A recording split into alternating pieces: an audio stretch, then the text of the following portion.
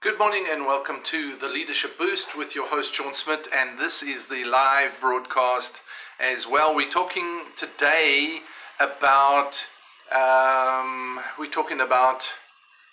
I've got a problem on my broadcast on my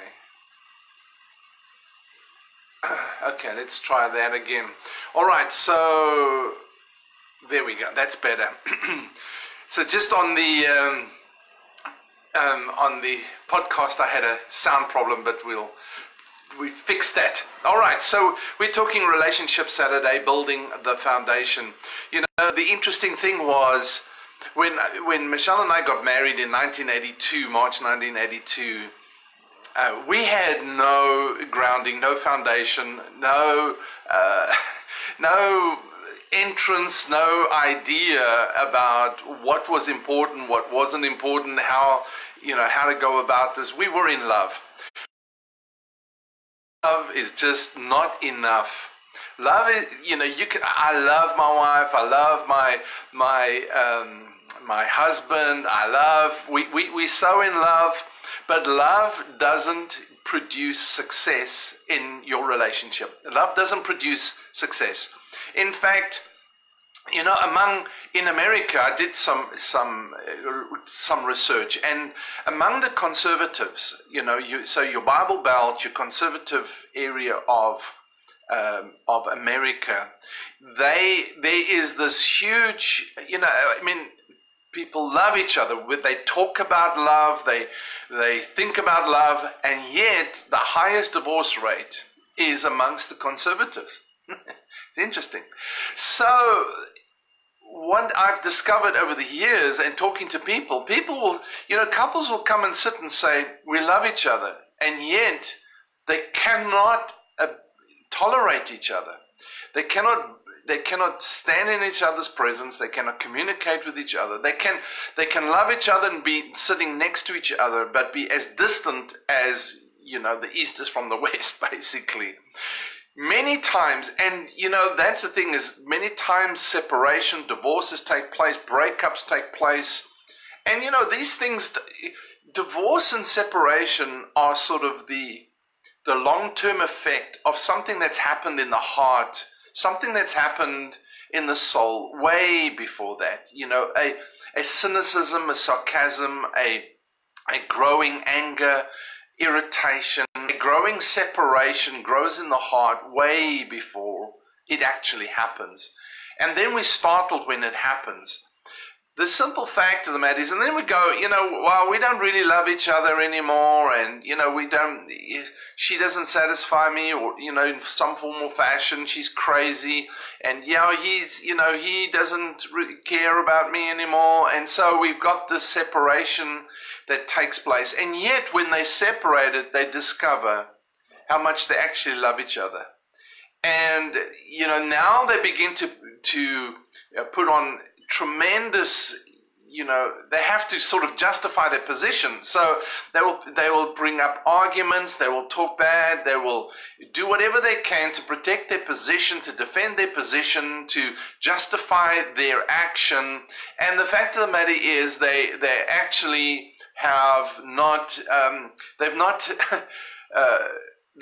not acknowledged their feeling for each other. They've not acknowledged that they actually do love each other. So the point that I'm trying to make is that love is not what matters.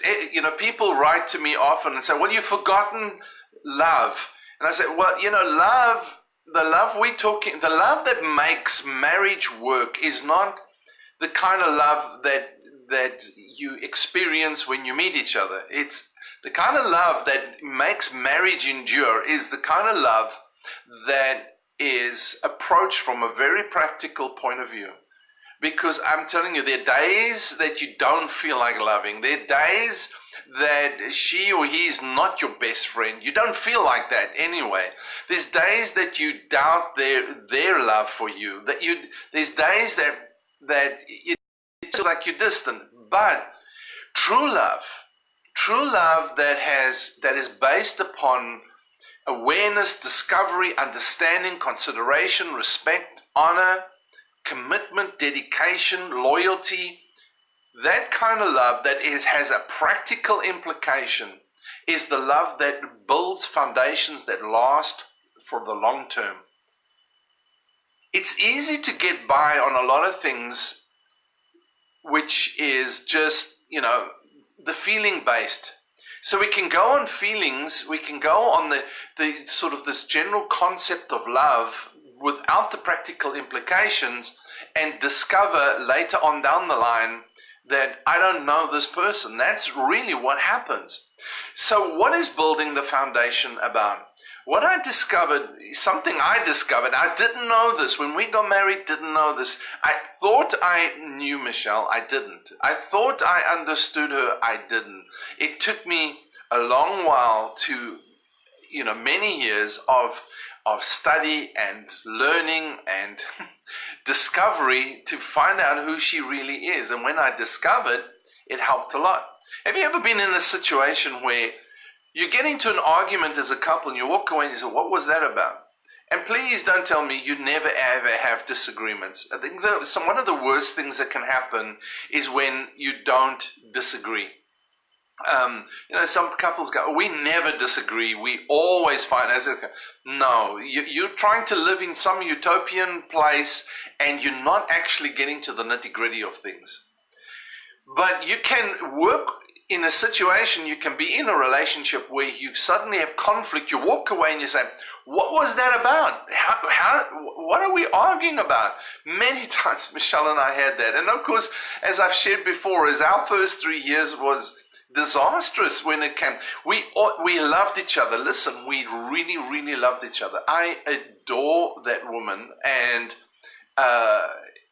but we just had this conflict going on within ourselves, and I didn't understand. I didn't know what it was. What were we in conflict about?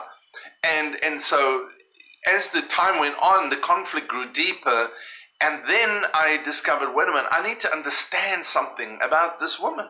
And she doesn't understand me. We come from totally different backgrounds, different family cultures. We come from totally different point of views, religious backgrounds or spiritual backgrounds rather. Maybe it was religious. I didn't have a religious background, you understand? So my home was like, okay, everything goes kind of thing. And Michelle comes from this very staid, conservative, Pentecostal background. So now you throw these two people together and there's conflict. Why? Well, we may be opposites, but as we discover, as we become aware of, as we understand, consider, and respect each other's values, now we can begin to see this growing together taking place. You want to be aware of each other's core values before you enter the commitment, or you want to become aware of them now. Isn't it time to do a tune-up, a checkup, an assessment in your marriage and say, in your relationship, and say, where are we in our values? One of the things that bind organizations, corporations, and keep them focused on where they're going is their value system. That's what binds the thing together. That's what creates the culture. So very much the same in your relationships, and specifically in your marriage relationship. So these principles apply everywhere.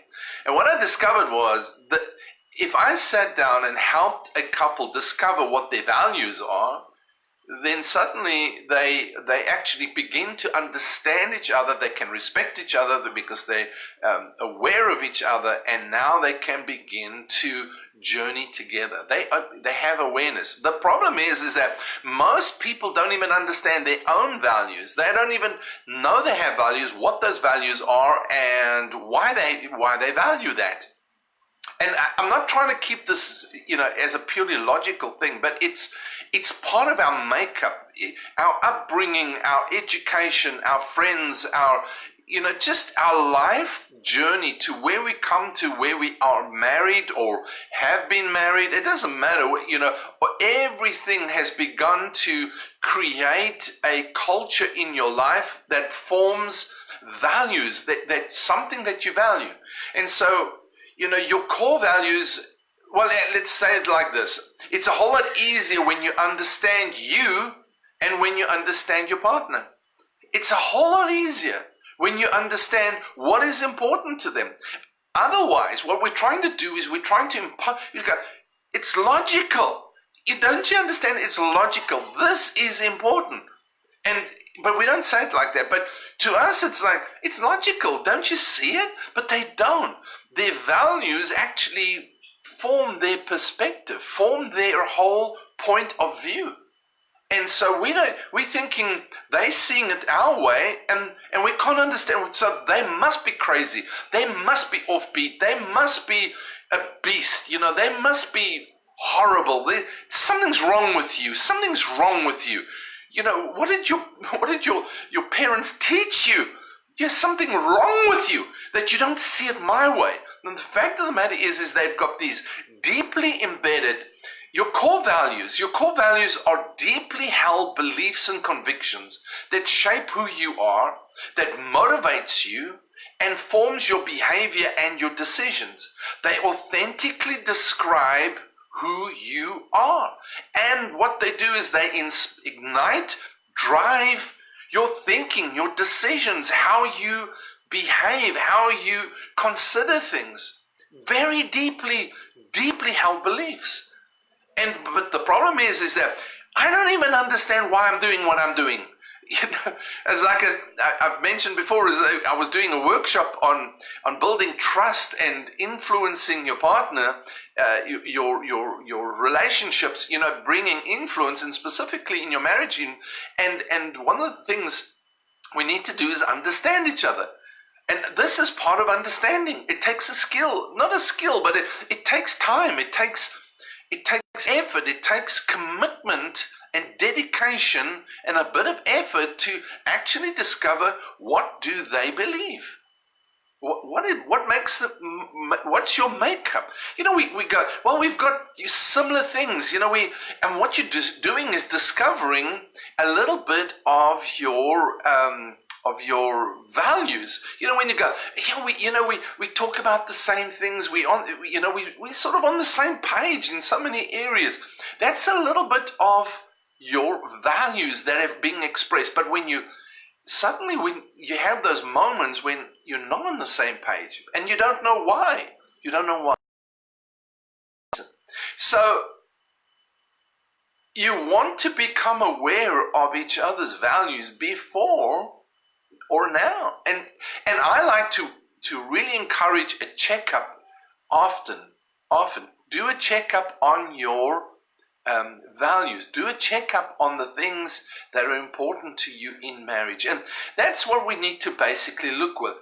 You have to live in integrity to your values, not in conflict to your values. So let's move me down here a little bit. So you have to live in integrity to your values. If you're not true to your values, you're frustrated, you're going to get angry, irritated, and it's going to spill over then into your relationship. There's going to be stress in your relationship. You have to respect your spouse's values and not be in conflict with them. Because if you conflict with that's when arguments, that's when communication breaks down, etc. So a whole bunch of things begin to...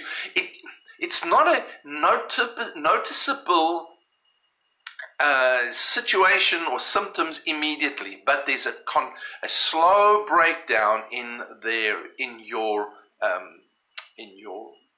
relationship. There's a slow breakdown that begins to happen because of values. There's a misalignment there, and that alignment is like, I don't have to, value what you value really, but I need to understand your values and respect and honor those values, work around those values. That's why when I'm journeying with in building a married couple, working with their relationship, you've got to work with both, so that there's a discovery of both their values and they begin to communicate those values. So you need to discover your values then in your relationship and honor them. So over the years, what you do is you discover that the things that you agree on, the things that you both going, yeah, we love this, it's important to both of us. Those things get entrenched, and now you begin to build values within your relationship, within your family, gets passed on to the children, etc. So you do find those areas now that you agree on and say, this is important.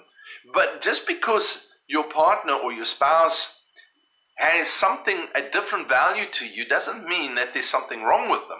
They're not crazy, they're not an animal, they're not a beast, they're not way off, they're not out of love with you. You just need to be aware of theirs, yours, live in integrity to them, value them, respect them, honor them, and discover your own together. What do you value together? Now, there will be cross-pollination, but you've got to find first, as an individual, who are you? Who are you and what is important to you? Because if you don't, then you're going to be trying to adapt continually, trying to be what somebody else isn't, and you're not being true to yourself, and you're going to create frustration and anger within yourself. So, very important. How are we doing on time? Okay. So, your core values in your relationship are often expressed in expectations, in desires, needs, priorities. What is important to you? That's my question, is like, what is important to you? You need to sit down and list what is important to you. Is it romance? Is it intimacy? Is it friendship? Is it respect? Is it financial prudence? Fun? It could be fun, adventure. What's important to you? Because if I'm a fun-loving person, like doing adventure, and my wife isn't, and she's like going, and I'm more like every opportunity I get, I'm out doing something adventurous, then she's going to go, why aren't you not spending time with me? Why are you always out there? Why, and initially it's a loving kind of situation. Oh, that's my husband. That's, he loves doing that kind of thing. But then slowly but surely, if it conflicts with her and she doesn't understand it and she doesn't want to understand it, then suddenly is this area of like, why are you doing that? You should be paying attention. You should be. And it's not important to him. But when he understands her, etc., you like Titus says, you need to value them. That is the truth. So friendship, respect, financial prudence, fun, talking, communicating is important. And intimacy is not necessarily sex. You understand? It could be holding hands, sitting watching a movie together. Romance is doing romantic things together. And what about children and their boundaries? What about discipline? Those are areas that we don't often indulge, but we need to. It's like the wider perspective to the thing. Family, the family relationship, the family situation, family culture, social, our social life, our career. What about the career? The career may be important or not important. Money motivates some people, it doesn't motivate. What is important to you? You need to sit down and say, what is important to me? Loyalty, commitment, dependability, honesty, humor, creativity, commitment. We can go on. There's like lists of these things that are important. But and these are just some examples that I want you to think about. A good idea is to sit down, write down your five things that are very important to you. Just important to you. Don't think about anything else. If you're thinking about a relationship, what is important to you? If you're thinking about your marriage going into the future, what is important to you and why? And now sit down and say, let's talk about this. And you can cover areas like, our social life, our family life, our children, our finance, our romance, etc. You can cover those areas, but think about those main areas and then think about what is important to you and discuss them. Values provide the foundation upon which everything else is built. That's why I called it building the foundation, because the values, your core values, what is important to you, provides the foundation upon which everything else is built. Everything else is built upon that. So if you're building a company, if you're building an organization, if you're building a corporation, values become your mission statement gets hung on the wall. The vision is where you're going and you communicate, but your values is the glue that binds the whole thing together and keeps it moving in the right direction. keeps it moving, because that is the culture. That's what you live out. That's what you express. That's what you implement, not implement, but that's what you behave, is the values. You behave the values. And one way or another, it's going to come out. So you are behaving your values, you're deciding upon your values, you're acting according to your values, one way or another. That's what you're doing. And that's going to affect the relationships or the relationship. And specifically, we are talking about your relationship within the context of your marriage as a leader. So, because as leaders, one of the things that we often do is we're so focused on our career, our organization, our, whatever we're doing whether you're manager, and really, relationships work for everybody. It's everybody's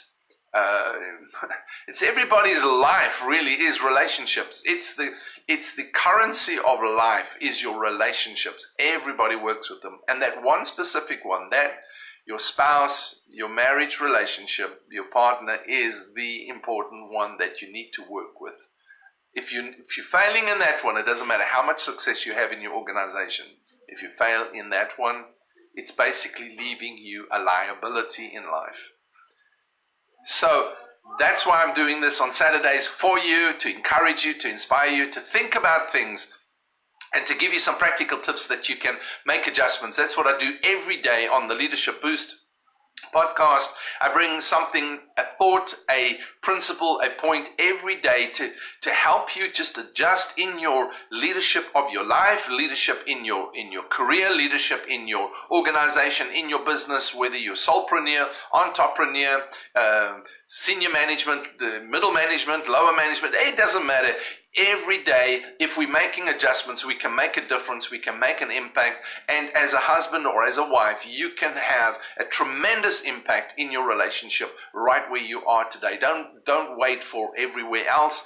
This one is important. This one is important. All right? So thank you for being with me, and I appreciate you spending time with me. We've gone over time again, but this is an important one that I like to share every Saturday with you, is bringing you Relationship Saturday.